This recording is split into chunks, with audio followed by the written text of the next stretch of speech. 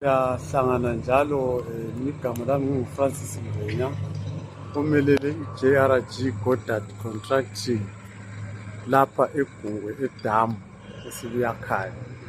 Njengobana lizibonela idamu leli ekuqaleni sike satsho ukubana lizaphela nini ekupheleni kukaNovemba. So sikhangelele ukuthi akula okutshintshileyo, idamu leli selisiya emaphethelweni engathi mina sesingabe sesisalelwe kumbe amaviki amathathu ukuthi siliqede idamu leGungwe. Esesikwenza khathesi umsebenzi omningi suphelile, sesiqedisa ispillway, kwakha ispillway semasonry. Engikhangelele ukuthi nge4 days sizabe sesiphelile ispillway.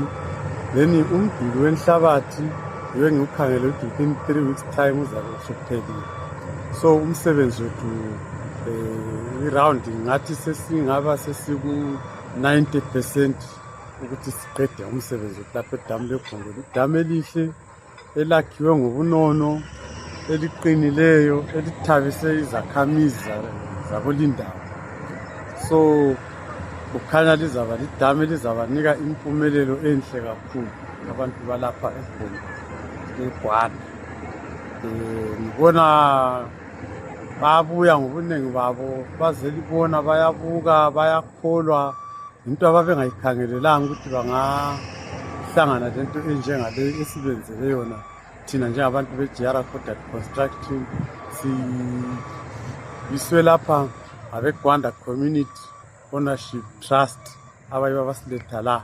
So bonke labo izingatsha ezikhanya ziyathaba ngomsebenzi wenziweyo lapha edamu leGungwe dam lapha. Sesikhangela siyabona ukuthi izulu seliqalile ukuna. Selingayamukela yini na amanzi leli damu, njalo lona ngokwalo likhangela ukuthi lithwala amanzi anganani nxa seliphelile? Ya, engingela mashuwa ukuthi lingathwala anganani, angabi lamashuwa, kodwa sengikhangelele ukuthi izulu selingana loba yiwuphi umhlobo amanzi sesiwabambile. Akusela ngitsho drop yamanzi esingadlula eceleni, amanzi sesiwabambile.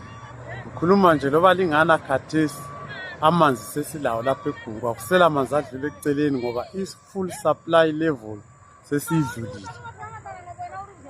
So amanzi wonke, i-capacity yonke efuneka lapha edamu sesilayo, sesiyibambile uma izulu lingana. So ngamafitshane ungasihlanganisela nje ama-stages elayenzileyo ize lifike kulesi sigaba? Ya, esingathi sikwenzile ukufika kulesi sigaba, saqala umduli omdala owawukhona sawuklina, sikhipha ingcekezi yayiphezulu, sazagebha i-trench eyayitshona 7 meters deep esiyibiza ngokuthi i-core trench. Sabuya sayigcwalisa njalo ngenhlabathi eyayifanele siyisebenzise ngaleso sigaba. Saqalisa-ke ukwakha ispillway esemasonry ngamatshe. Saqala njalo ukugezelela-ke umduli wethu owenhlabathi. Umsebenzi omkhulu okuvela ukhona ukufaka inhlabathi, ukwakha ispillway, okuyikho okusebenzi oyovela ukhona esiqhubeka ngawo lakhathesi.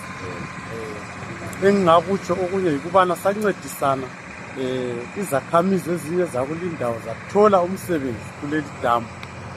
So kwakhathesi lokhu esilazo sizaze siqedela izakhamuzi, siqhubeka siliyakha leli damu, sithela inhlabathi, sakha imasonry. Singaqeda lapho idamu lethu seliphelile. Akulo kunengi okunye engingakungezelela kumbe engingakungela.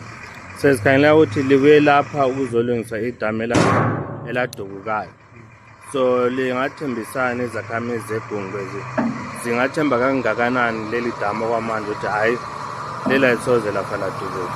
Bathembisana izakhamizi zeGungwe, ngiyabathembisa ukuthi leli damu kungaba ngubani lobani olibonileyo lisakhwa ukwakhiwa kwalo, abe lethemba lokuthi uza kufa alichiye, isizukulwane sakhe sizalisebenzisa silichiye. Aliphindi lafa ladubuka leli damu, ladabuka ngendlela ubunono eliyakhiwe ngayo, aliphindi lafa ladabuka. Ngiyabathembisa ukuthi sebelenotho ezabanika abakufisayo ngamanzi edamu labo. Abathembe bakholwe ukuthi abafi bahlangana lokuthi idamu leGungwe lidabukile futhi.